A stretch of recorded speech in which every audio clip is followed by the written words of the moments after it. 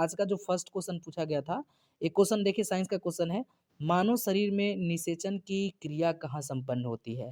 तो देखिए मानव शरीर में निषेचन की जो क्रिया होती है, वो फ़िलोपियन ट्यूब में संपन्न होती है। पूरा कंप्लीट कहाँ हो जाता है? तो फ़िलोपियन ट्यूब याद रखिएगा। मेरे प्यारे साथियों, जब मादा के अंडाणु और नर के शुक्राणु मिल जाते हैं और मिलने के बाद एक जीव का सृजन करते हैं, एक नया जीव बनता है और इसी प्रक्रिया को क्या कहा जाता है? तो निषेचन कहा जाता है। तो यहाँ से क्वेश्चन आया था, मानव शरीर में निषेचन की क्रिया कहाँ होती है? तो फ़िलोपियन ट्यूब में होती है। इसको याद रखिएगा, फ़िलोपियन ट्यूब इसका राइट आंसर हो जाएगा। ठीक है? फ़िलोपियन ट्यूब। मेरे प्यारे साथियों, एक बात और याद रखिएगा कि फ़िलोपियन ट्यूब गर्भाशय, जी हाँ, फ़िलोपियन ट्यूब गर्भाशय के दोनों ओर 2 पतली ट्यूब होती है, जो एक विकसित अंड को अंडाशय से गर्भाशय तक ले जाती है। ठीक है? तो देखिए यहाँ से निषेचन से एक प्रश्न आया था। ठीक है? एक प्रश्न देखिए मेरे प्यारे साथियों, एक प्रश्न, भोजन के पाचन की क्रिया के दौरान होने वाली ऊर्जा परिवर्तन क्या है? देखिए, इस तरह के भी प्रश्न पूछा गया।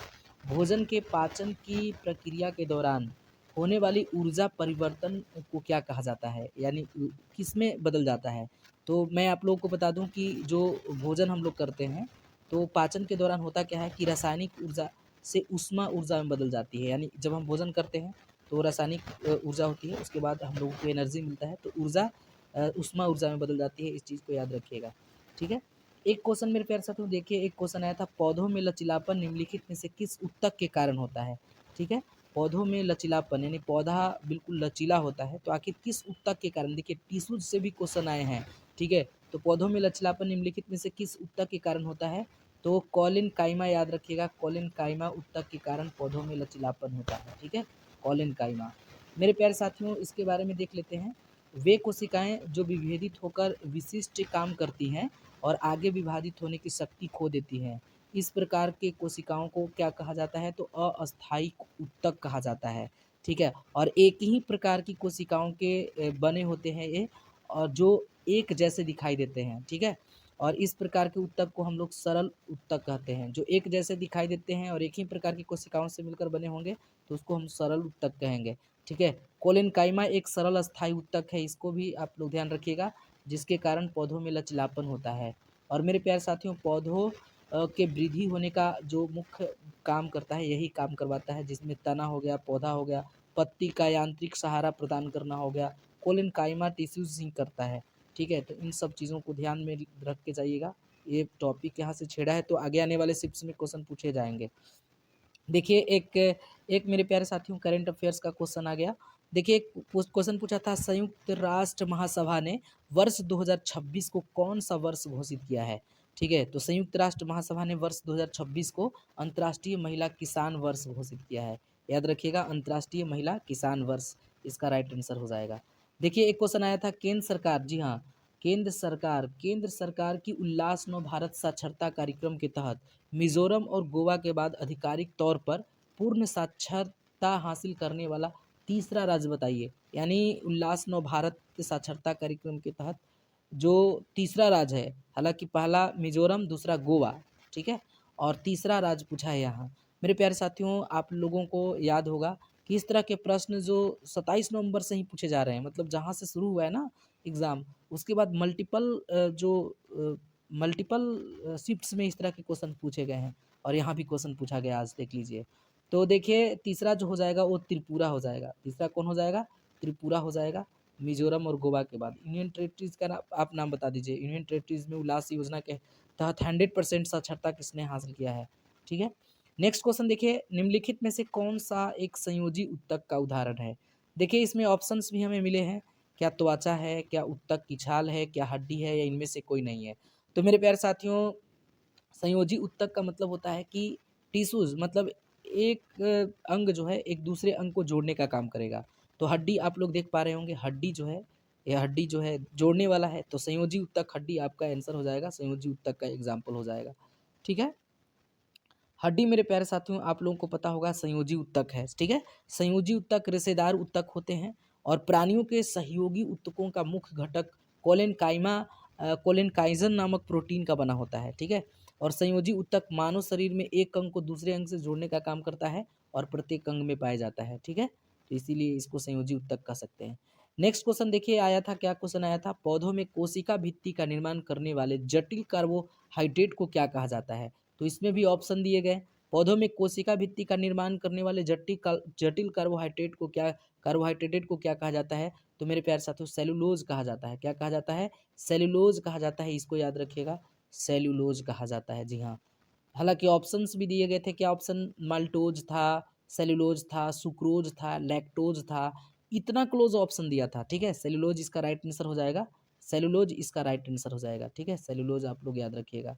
ठीक है मेरे प्यारे साथियों, इसको आप जान सकते हैं कि पौधों में कोशिका भित्ति का निर्माण करने वाले जटिल जो कार्बोहाइड्रेटेड होता है उसी को हम लोग सेलुलोज कहते हैं। तो यहाँ से क्वेश्चन आए थे, आने वाले शिफ्ट्स में हो सकते हैं कि यहाँ से क्वेश्चंस रेज करें, तो आप लोग इस टॉपिक को ही देख करके जाइएगा। ठीक है, एक क्वेश्चन आया था 2025 एशियाई युवा खेल जिसमें भारत ने 48 पदकों के साथ अपना सर्वश्रेष्ठ प्रदर्शन किया, कहाँ आयोजित किया गया था। तो देखिए मनामा बहरीन में आयोजित किया गया था। देखिए मेरे प्यारे साथियों, हम तो एग्ज़ाम में बैठे नहीं आज, लेकिन ऐसा है कि आप ही लोगों के जैसे स्टूडेंट जो होते हैं हमें बताते हैं कि आज जो बैठे होते हैं एग्ज़ाम में, वो बताते हैं कि आज इस तरह के क्वेश्चन आया या इस टॉपिक से क्वेश्चन आया। ठीक है, इस तरह के क्वेश्चन आया। ठीक है, तो उसके अकॉर्डिंग इस क्वेश्चन को इस वीडियो को बनाया जाता है। ठीक है, तो 100% एक्यूरेट कहना ये उचित नहीं होगा।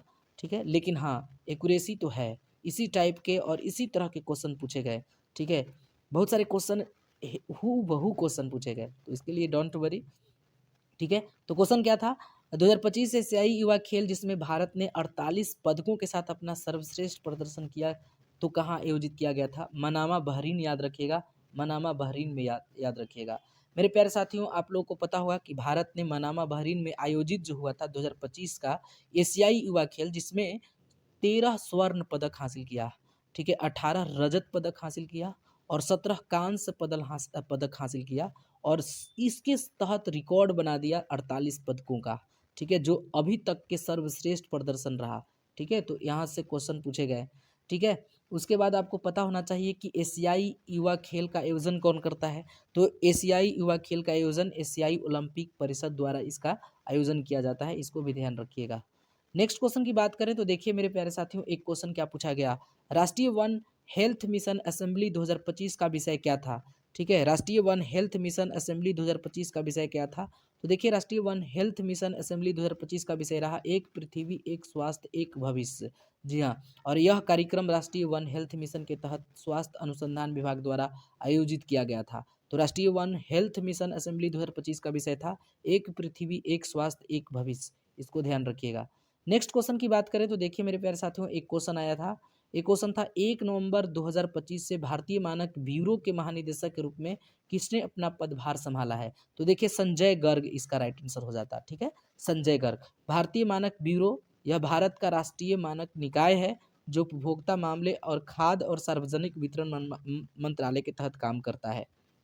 ठीक है, तो आप लोग याद रखिएगा, भारतीय मानक ब्यूरो के महानिदेशक के रूप में संजय गर्ग को नामित किया गया है और संजय गर्ग ने अपना पदभार संभाला है।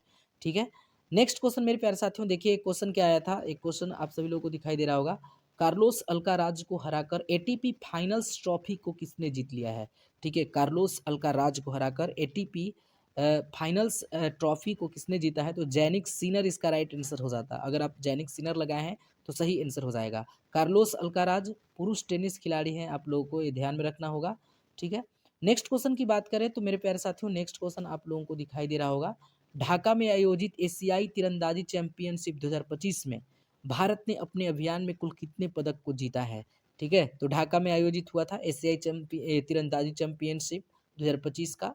देखिए अभी तक जो भी क्वेश्चन हमें बताया गया है वो 2025 के अकॉर्डिंग ही चल रहे हैं करेंट अफेयर्स। तो 2025 के आप लोग मान के चलिए कि अगस्त और सितंबर से क्वेश्चन जो है देख लीजिएगा। ठीक है, अगस्त से दिसंबर तक के क्वेश्चन आप देख करके जाइएगा, काम बन जाएगा। ठीक है, तो यहाँ पे आपको 10 पदक इसका राइट आंसर हो जाएगा, 10 पदक आपका राइट आंसर हो जाएगा। ढाका में आयोजित किया गया था एशियाई तीरंदाजी चैंपियनशिप जिसमें भारत ने कुल 10 पदक हासिल किए। ठीक है, नेक्स्ट क्वेश्चन की बात करें तो देखिए मेरे प्यारे साथियों, एक क्वेश्चन क्या पूछा गया था, 2025 में शरीर क्रिया विज्ञान या चिकित्सक के क्षेत्र में नोबेल पुरस्कार किसे दिया गया। तो देखिए नोबेल पुरस्कार 2025 वाला पूछा था, वो भी चिकित्सक के क्षेत्र में। ठीक है, तो इसमें 3 लोगों को दिया गया था। ये संयुक्त रूप से दिया गया था। ये मतलब एक ही साथ 3 लोगों को दिया गया। एक थे मैरी ई ब्रूनकोव, ठीक है? एक दूसरा था फ्रेड रैमन्सडेल, ठीक है? तीसरा था सिमोन साकागुची, ठीक है? सिमोन साकागुची याद रखिएगा, फ्रेड रैमसेल दूसरा नंबर पे, मैरी ई ब्रूनकोव, ठीक है? और सिमोन साकाबुची, ये 3 लोगों का नाम याद रखिएगा, जो कि संयुक्त रूप से इन तीनों को दिया गया। ठीक है, नेक्स्ट क्वेश्चन की बात करें तो देखिए एक क्वेश्चन मेरे प्यारे साथियों क्या पूछा गया, कौन सी फिल्म 17वें फिल्म फेयर अवार्ड 2025 में सर्वश्रेष्ठ फिल्म और सर्वश्रेष्ठ निर्देशक सहित 13 पुरस्कार जीते। यानी सभी के सभी पुरस्कार, 13 पुरस्कार कम नहीं होता है भाई। तो निर्देशक और फिल्म फेयर अवार्ड सब के सब वही फिल्म ले गया, और उस फिल्म का नाम मेरे प्यारे साथियों लापता लेडीज था। क्या नाम था? लापता लेडीज, याद रखिएगा, लापता लेडीज उस फिल्म का नाम था। अब ये बहुत ही बेहतर तरीका से फिल्म आप लोग देख सकते हैं कि अवार्ड को जीता है।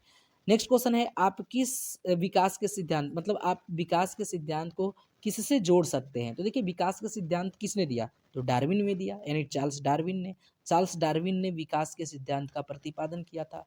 डार्विन के अनुसार जो है सभी जीवों में क्षमता होती है, अतः मतलब अधिक आबादी के कारण प्रत्येक जीव को अपनी आवश्यकता पूर्ति करने के लिए सजातीय, अंतरजातीय तथा पर्यावरणीय संघर्ष करना पड़ता है। ठीक है, तो याद रखिएगा। नेक्स्ट क्वेश्चन की बात करें तो देखिए नेक्स्ट क्वेश्चन मेरे प्यारे साथियों, पादपों में सबसे प्रचुर मात्रा में उपस्थित तत्व कौन सा है? ठीक है, तो पादपों में सबसे प्रचुर मात्रा में उपस्थित तत्व कौन सा है? तो कार्बन हो जाएगा। क्या हो जाएगा? कार्बन। मेरे प्यारे साथियों, पादपों में कार्बन सबसे प्रचुर मात्रा में पाया जाता है। पत्तियों में प्रचुर मात्रा में मैग्नीशियम पाया जाता है। अगर पत्तियों में पूछता तो मैग्नीशियम इसका राइट आंसर हो जाता, लेकिन पूरे पादप में बोला है तो कार्बन इसका राइट आंसर हो जाएगा। ठीक है, नेक्स्ट क्वेश्चन की बात करें तो देखिए नेक्स्ट क्वेश्चन मेरे प्यारे साथियों क्या पूछा गया, प्रोटोस्टेट ग्रंथि से होने वाला, देखिए ग्रंथि से भी क्वेश्चंस पूछे गए, तो प्रोटोस्टेट ग्रंथि से होने वाला स्राव निम्नलिखित में से किस में प्रवेश करता है? तो देखिए मूत्र मार्ग में प्रवेश करता है। किस में प्रवेश करता है? मूत्र मार्ग में प्रवेश करता है। मेरे प्यारे साथियों, आपको पता होना चाहिए कि प्रोटोस्टेट ग्रंथि केवल पुरुषों में पाई जाती है, जो उनके प्रजनन प्रणाली का एक हिस्सा, एक अंग होता है। ठीक है, एक पार्ट होता है। पुरुष ग्रंथि मूत्र मार्ग के चारों ओर स्थित होता है और मूत्र को मूत्राशय से लिंग के रास्ते निष्कासित कर देता है। तो इसको याद रखिएगा, यहाँ से टॉपिक क्वेश्चन पूछे गए, तो इसको देख के जाइएगा। नेक्स्ट क्वेश्चन देखिए मेरे प्यारे साथियों, नर और मादा युग्मक आपस में मिलकर क्या बनाते हैं? तो देखिए युग्मनज बनाते हैं। नर और मादा आपस में मिलकर क्या बनाते हैं? युग्मनज बनाते हैं। मेरे प्यारे साथियों, नर और मादा युग्मनजों के सहयोग द्वारा बनी कोशिका युग्मनज कहलाता है, और मादा युग्मनज के युग्मन का प्रकरण निषेचन कहलाता है। यह भ्रूण में विकसित होता है, आप लोग को पता होना चाहिए।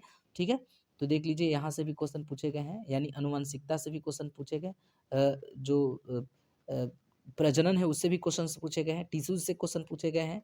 ठीक है, और सेल से क्वेश्चंस पूछे गए हैं। अभी देखिए क्या क्या टॉपिक से क्वेश्चन पूछे गए हैं, उन सारे टॉपिक्स को आप लोग देख करके जाइएगा। ठीक है, देखिए एक क्वेश्चन करेंट का आ गया, 2025 विश्व पैरा एथलेटिक्स चैंपियनशिप में भारत ने कुल कितने पदक जीते? तो 22 पदक, याद रखिएगा। 2025 का ही क्वेश्चन था, विश्व पैरा एथलेटिक्स चैंपियनशिप में भारत ने कुल 22 पदकों को जीता है।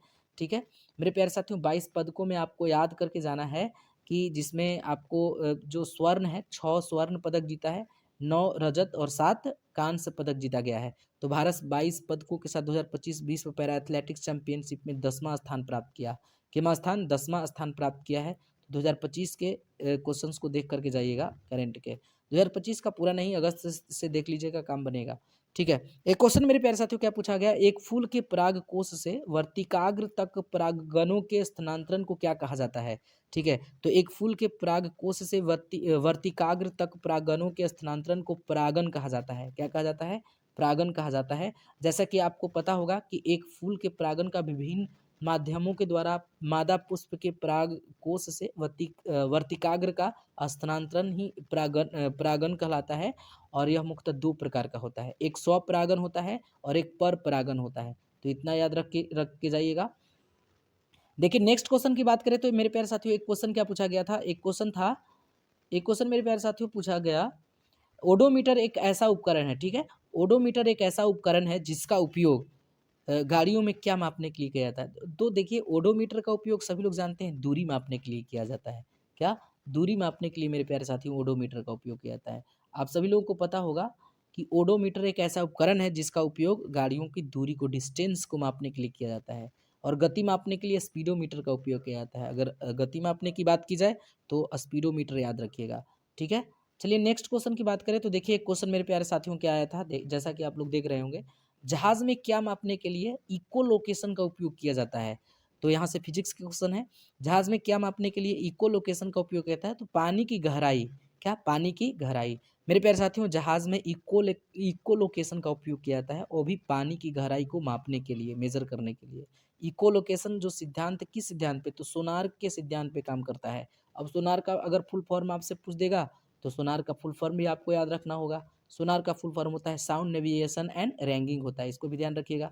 नेक्स्ट क्वेश्चन की बात करें तो देखिए मेरे प्यारे साथियों एक क्वेश्चन क्या पूछा गया था, किसी पदार्थ का प्रति इकाई आयतन पर द्रव्यमान क्या कहलाता है। तो देखिए जो किसी पदार्थ के इकाई आयतन में निहित जो द्रव्यमान होती है उसी को घनत्व कहा जाता है, तो घनत्व कहलाएगा। इसका राइट आंसर घनत्व हो जाएगा, देख के जाइएगा घनत्व। ठीक है, और घनत्व के फॉर्मूले भी देख लेने हैं आपको। तो घनत्व इज इक्वल टू द्रव्यमान बाई आयतन देख लीजिएगा, ठीक है, द्रव्यमान बाई आयतन होता है। ठीक है, उसके बाद देखिए एक क्वेश्चन आया था, आकर्षण के गुरुत्वाकर्षण बल के अभाव में रॉकेट पर प्रणोद कैसा होता है। तो देखिए रॉकेट न्यूटन के तीसरे गति नियम पर आधारित होता है। ठीक है, रॉकेट क्या होता है, तो न्यूटन के तीसरे गति नियम पर आधारित होता है। और रॉकेट के भीतर एक कक्ष में ठोस या तरल ईंधन को ऑक्सीजन की उपस्थिति में जलाया जाता है, और जिससे उच्च दाब यानी प्रेशर होता है मेरे प्यारे साथियों, एक उच्च दाब हाई प्रेशर पर गैस उत्पन्न हो जाता है, और यह पीछे की ओर एक्शन करता है, और मुंह से तेज वेग के साथ बाहर निकलता है धुआं। और उसके बाद क्या होता है, जिसके कारण जो प्रतिक्रिया उत्पन्न होती है उसके कारण रॉकेट वेग से आगे धकेल देता है, और रॉकेट लगने वाला आकर्षण की गुरुत्वाकर्षण के भाव में रॉकेट प्रणोद उसमें स्थिर रहता है। तो याद रखिएगा प्रणोद इसका राइट आंसर हो जाता है। ठीक है, प्रणोद स्थिर हो जाता, प्रणोद कैसा रहता, तो स्थिर रहता, प्रणोद ही स्थिर रहता है। ठीक है, नेक्स्ट क्वेश्चन की बात करें तो देखिए क्वेश्चन मेरे प्यारे साथियों क्या पूछा गया, एम द्रव्यमान की कोई वस्तु जो त्वरण एक्सलरेशन दिया है ए से गतिशील है, तो उस पर प्रयुक्त बल क्या होगा। तो बल का पूछा है, बल तो एफ बराबर ए में आप लोग याद रखिएगा, बिल्कुल यही ऑप्शन भी थे, एफ बराबर ए में याद रखिएगा। ठीक है, नेक्स्ट क्वेश्चन मेरे प्यारे साथियों देखिए क्वेश्चन आया था, किसी वस्तु का संवेग किस पर निर्भर करता है। तो देखिए वस्तु के द्रव्यमान तथा वेग गुणनफल के संवेग कहा जाता है, यानी वस्तु के द्रव्यमान और वेग के जो गुणनफल होते हैं उसी को संवेग कहा जाता है। यह एक संवेग कैसा है, तो सदिश राशि होता है, और किसी वस्तु का संवेग उस वस्तु के द्रव्यमान और वेग दोनों पर निर्भर करता है। तो यहाँ पे किसी वस्तु का संवेग किस पर निर्भर करता है, तो वस्तु के द्रव्यमान और वेग दोनों पर निर्भर करता है, इसको याद रखिएगा। ठीक है, नेक्स्ट क्वेश्चन की बात करें तो देखिए मेरे प्यारे साथियों एक क्वेश्चन क्या आया था, त्वरण ऋणात्मक होने पर किसी पिंड का वेग कैसा होगा, तो घटेगा, पिंड का वेग क्या होगा, घटेगा। मेरे प्यारे साथियों किसी वस्तु के वेग में परिवर्तन की दर को ही क्या कहा जाता है, तो त्वरण कहा जाता है, एक्सलरेशन कहा जाता है। यह एक सदिश राशि है, यदि समय के साथ वस्तु का वेग घटता है तो त्वरण ऋणात्मक हो जाता है, क्या होता है, त्वरण ऋणात्मक हो जाता है, जिसको मंदन कहा जाता है, जिसे क्या कहा जाता है, मंदन कहा जाता है। नेक्स्ट क्वेश्चन की बात करें तो देखिए इसके ऑप्शंस भी हमें मिले थे, ब्रह्मांड में किन्हीं दो निकायों के बीच गुरुत्वाकर्षण बल किस पर निर्भर नहीं करता है। ठीक है, किस पर निर्भर नहीं करता है, क्या उनके बीच की दूरी, क्या उनके द्रव्यमानों के गुणनफल पर, क्या गुरुत्वीय स्थिरांक पर, या उनके द्रव्यमानों के योग पर।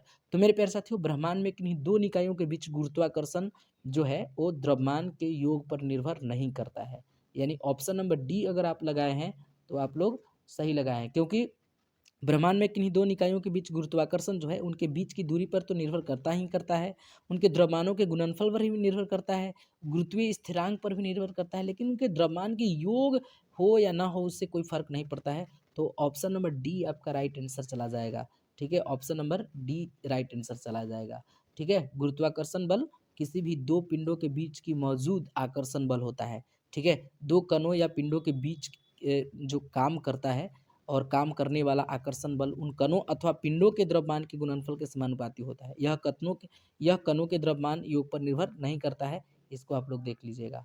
देखिए नेक्स्ट क्वेश्चन मेरे प्यारे साथियों चलते हैं। देखिए एक क्वेश्चन क्या पूछा गया, एक तत्व के समस्थानिक की द्रव्यमान संख्या 298 है। ठीक है, द्रव्यमान संख्या 298 दिया, उसके नाभिक में 189 न्यूट्रॉन दिया, तो उनकी परमाणु संख्या क्या होगी। तो देखिए परमाणु संख्या निकालने का सूत्र होता है, परमाणु संख्या निकाल सकते हैं आप, द्रव्यमान संख्या में से न्यूट्रॉन की संख्या को क्या कीजिए, घटा दीजिए। तो मेरे प्यारे साथियों द्रव्यमान संख्या 289 दिया था, उसमें से 289 में से मेरे प्यारे साथियों आप क्या कीजिए कि उसकी पर न्यूट्रॉनों की जो संख्या है उसको घटा दीजिए, तो यहाँ पे 109 आंसर आ जाएगा। ठीक है, यानी 109 आंसर आ जाएगा। तो मेरे प्यारे साथियों, आज के शिफ्ट में हमें इतने ही क्वेश्चन मिले, लेकिन जितने भी क्वेश्चंस मिले हैं 100% एक्यूरेट और ऑथेंटिक्स क्वेश्चंस हैं। अगर आपका भी एग्जाम आने वाले शिफ्ट्स में है तो प्लीज़ इस वीडियो को शुरू से लेकर अंत तक देख जाइएगा, ठीक है? 100% हेल्पफुल साबित होगा। तो चलिए आज के लिए बस इतना